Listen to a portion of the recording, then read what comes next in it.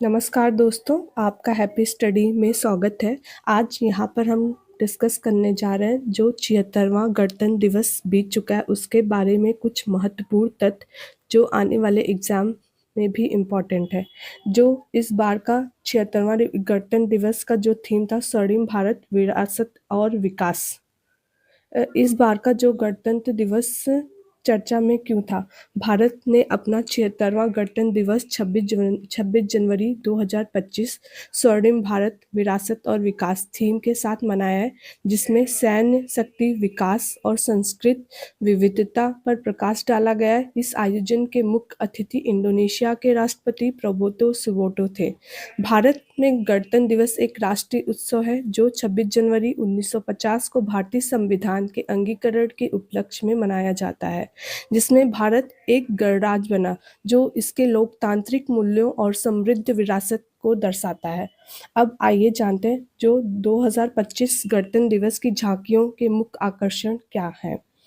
3 सेनाओं की संयुक्त झांकी। पहली बार 3 सेनाओं की संयुक्त झांकी प्रदर्शित की गई है, जिसमें सेना, नौसेना और वायुसेना के बीच तालमेल को रेखांकित किया गया है। सशक्त और सुरक्षित भारत थीम पर आधारित इस झांकी में जल, थल और वायु में तीनों सेनाओं के संयुक्त ऑपरेशन को दर्शाया गया है।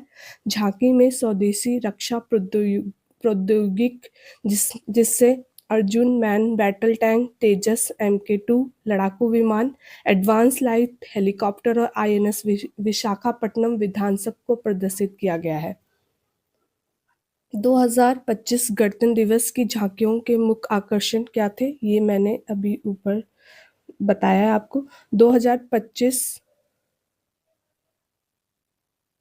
2025 गणतंत्र दिवस की झांकियों का मुख्य आकर्षण क्या था? DRDO की झांकी रक्षा कवच बहुक्षेत्रीय खतरों के विरुद्ध बहुअस्त्रीय सुरक्षा थीम पर आधारित राष्ट्रीय सुरक्षा के लिए अत्याधुनिक नौचारों को प्रदर्शित किया गया है। इस झांकी में सतह से हवा में मार करने वाली तीव्रता missile, medium power radar, drone detection system, advance light torpedo, Dharma Shakti electronic युद्ध प्रणाली और स्वदेशी मानव रहित वायु प्रणाली जैसी मुख्य प्रौद्योगिकियों को प्रदर्शित किया गया है, जो राष्ट्रीय सुरक्षा के लिए देशज रूप से विकसित रक्षा प्रौद्योगिकी पर भारत को फोकस को उजागर करता है। और इसमें अनेक राज्यों की झांकी क्या थी, जैसे आंध्र प्रदेश की, बिहार का था स्वर्णिम भारत विरासत और विकास, नालंदा विश्वविद्यालय। इसमें इसमें क्षेत्रों की समृद्ध बौद्ध विरासत को दर्शाया गया। जैसे चंडीगढ़ का था चंडीगढ़ विरासत, नवाचार और स्थिरता और सामंजस्यपूर्ण मिश्रण, फिल्म निर्माण में शहरों की भूमिका को दर्शाया गया। दादर नागर हवेली तथा दमन और दीव का दिल्ली की झांकी का थीम था गुणवत्ता की शिक्षा। गोवा की संस्कृत विरासत, हरियाणा का अपना थीम था भागवत गीता और कृष्ण के उपदेश को प्रदर्शन किया गया है। गुजरात, ऐसे अनेक राज्यों ने अपने अपने थीम पे आधारित झांकियों को प्रदर्शित किया गया था। और उत्तर प्रदेश जो महाकुंभ हो रहा है 2025, उस उत्तर प्रदेश का थीम था स्वर्णिम भारत की विरासत और विकास। इसमें प्रयागराज में महाकुंभ और गंगा, यमुना और सरस्वती संगम त्रिवेणी के उत्सव को दर्शाया गया, और ये अभी भारत सरकार के द्वारा सबसे बेस्ट झांकी है उत्तर प्रदेश की। 76वां गणतंत्र दिवस की मुख्य विशेषताएं क्या थी? पद्म पुरस्कार 76वां गणतंत्र दिवस पर 139 पद्म पुरस्कार प्रदान किया। इसमें पद्म विभूषण, पद्म भूषण और पद्मश्री है। पद्म विभूषण किस लिए दिया जाता है? असाधारण और विशिष्ट सेवा के लिए प्रदान किया जाता है।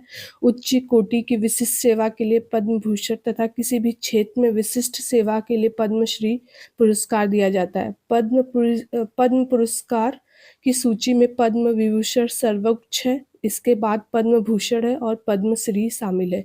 इन पुरस्कारों की घोषणा प्रत्येक वर्ष गणतंत्र दिवस के अवसर पर ही की जाती है।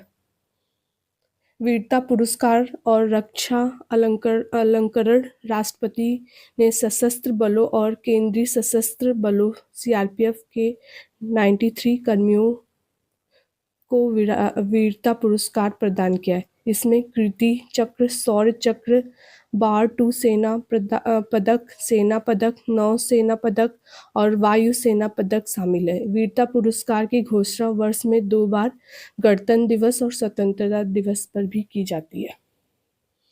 वीरता पुरस्कार युद्धकालीन पुरस्कार है। ये पुरस्कार मुख्य रूप से सशस्त्र बलों के कर्मियों के लिए दुश्मन के सामने बहादुरी के लिए दिया जाता है। उल्लेखनीय पुरस्कार में परम वीर पुरस्कार, महावीर चक्र और वीर चक्र शामिल है। शांतिकालीन पुरस्कार, यह पुरस्कार गैर युद्धकालीन स्थिति में बहादुरी को मान्यता देते हैं। इसमें अशोक चक्र, कीर्ति चक्र और शौर्य चक्र शामिल है। यह पुरस्कार सशस्त्र बल, अर्धसैनिक बलों, पुलिस और नागरिकों को भी प्रदान किया जा सकता है। अन्य वीरता पुरस्कार में जैसे सेना पदक वीरता भारतीय सेना में विशिष्ट सेवा के लिए दिया जाता है तथा इसके बाद बहादुरी के कार्यों के लिए सेना पदक वीरता में भी दिया जाता है। नौसेना पदक वीरता नौसेना में साहस या कर्तव्य के लिए प्रदान किया जाता है, जबकि वायुसेना पदक वीरता वायुसेना में बहादुरी और असाधारण सेवा के लिए प्रदान किया जाता है। रक्षा अलंकरण राष्ट्रपति ने परम विशिष्ट सेवा पदक, उत्तम युद्ध सेवा पदक और अतिविशिष्ट सेवा पदक, युद्ध सेवा पदक, बार टू सेना पदक कर्तव्य के प्रति समर्पण है। नौसेना पदक, वायुसेना पदक, बार टू विशिष्ट सेवा पदक और विशिष्ट सेवा पदक समेत 305 रक्षा अलंकरण प्रदान किया जाता है। परम विशिष्ट सेवा पदक असाधारण स्तर की विशिष्ट सेवा करने वाले व्यक्ति को प्रदान किया जाता है। उत्तम युद्ध सेवा पदक युद्ध या संघर्ष के दौरान विशिष्ट सेवा के लिए प्रदान किया जाता है। अति विशिष्ट सेवा पदक असाधारण स्तर की विशिष्ट सेवा करने के लिए व्यक्ति को प्रदान किया जाता है। और युद्ध सेवा पदक युद्ध या शत्रुता के दौरान विशिष्ट सेवा के लिए प्रदान किया जाता है। आइए जानते हैं कुछ नोट। केरल के मत्रान समुदाय के आदिवासी राजा रमन राज मत्रान ने कर्तव्य पथ पर आयोजित 76वें गणतंत्र दिवस समारोह में भाग लिया। यह पहला अवसर था जब किसी मत्रान राजा ने इसमें भाग लिया। मत्रान समुदाय में लगभग 3000 सदस्य हैं, जो मुख्य रूप से केरल के इडुक्की जिले में 46 बस्तियों में बटे हुए हैं। इन समुदायों की उत्पत्ति तमिलनाडु में हुई थी, जहां उनके पूर्वज चोला पांड्या युद्ध के दौरान भाग गए थे और इडुक्की के जंगलों में शरण ली थी और वहां एक छोटा सा राज्य बनाया था। मत्रान समुदाय एक पारंपरिक प्रणाली द्वारा शासित होते हैं, जिसे मत्रान राजा शीर्ष पर होता है, जिसे मंत्री परिषद यो प्रतिनिधियों का समर्थन प्राप्त होता है। मत्रान जनजाति में मातृवंशीय प्रणाली को पालन किया जाता है, जिसमें वंश और उत्तराधिकारी माँ से प्रेरित होता है। इसमें 36 उपजाति होती है और सदस्य अक्सर समुदाय के बाहर विवाह करते हैं।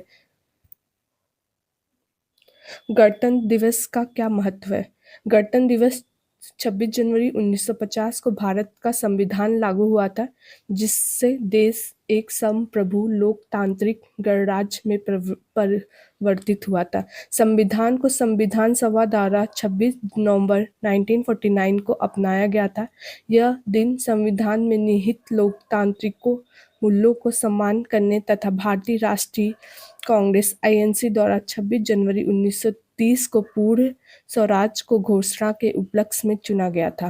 पूर्ण स्वराज की घोषणा 19 दिसंबर 1929 को कांग्रेस ने अपने लाहौर सेशन में पूर्ण स्वराज या पूर्ण स्वतंत्रता प्रस्ताव पारित किया था। 26 जनवरी 1930 को एक सार्वजनिक घोषणा की गई थी, जिसमें कांग्रेस ने भारतीयों से इस दिवस को स्वतंत्रता दिवस के रूप में मनाने का आग्रह किया था। वर्ष 1930 से 1947 तक 26 जनवरी को पूर्ण संप्रभुता की प्राप्ति के उपलक्ष्य में स्वतंत्रता दिवस या पूर्ण स्वराज दिवस के रूप में मनाया गया। ध्वजारोहण: गणतंत्र दिवस पर भारत के राष्ट्रपति राष्ट्रीय ध्वज फहराते हैं, जो देश के ब्रिटिश उपनिवेश से संप्रभु गणराज्य में परिवर्तन का प्रतीक है। झंडे को लपेटकर खंबे के शीर्ष पर लगा दिया जाता है और राष्ट्रपति लोकतांत्रिक मूल्यों के प्रति प्रतिबद्ध के रूप में इसे फहराते हैं। इसके विपरीत स्वतंत्रता दिवस पर प्रधानमंत्री ध्वज को बॉटम से टॉप की तरह की ओर फहराते हैं।